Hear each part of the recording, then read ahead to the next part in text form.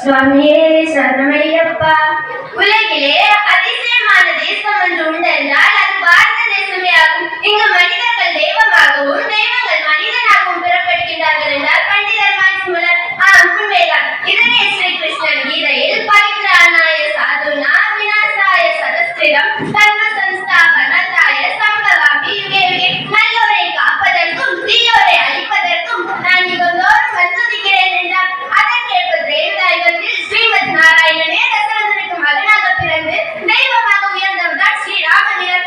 ஆலயம் முழுவது சாலம் உடைந்து கோவில் இல்லாத ஊரில் குடியிருக்க வேண்டாம் என்பது பழமொழி. அதற்கேற்ப அயோத்தியில் ஸ்ரீராமனின் ஜென்மஸ்தலத்தில் ஆலயம் உருவானது.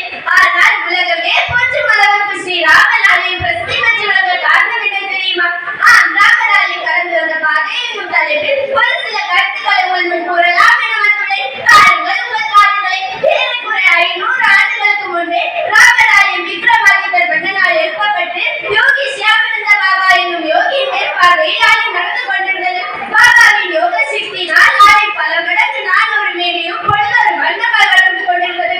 பாபாவுக்கு பல மக்கள் சீடராக வந்து சேர்ந்தனர். அதில் ஒருவர் காத்து சப்பா முஷார் சிகான் என்ற முஸ்லிம் மகளிர் பாபாவின் யோக சக்தியினால் மந்திரோபதேசம் பெற ஒரு நாள் வந்தார். பாபா, நீ இந்துக்களின் ஆச்சாரியத்தை கடைபிடிக்கும் வண்ணம் உன் மனம் தூய்மை அடையவில்லை. எனவே உனது மதத்தை பின்பற்றி நல்ல நன்மை செய்ய திருப்பி அனுப்பிவிட்டார். சில நாள் கழித்து மற்றொரு ஜலாஷா என்ற முஸ்லிம் மகளிர் யோகியிடம் சீடராக வந்து சேர்ந்தார். அவன் மனம் தீய எல்லாம் நிறைந்த வன்மை நிறைந்துள்ளது. அவனுக்கு அயோத்தியில் ராமர் ஆலயம் இருந்த இடத்தில் முஸ்லிம் மசூதி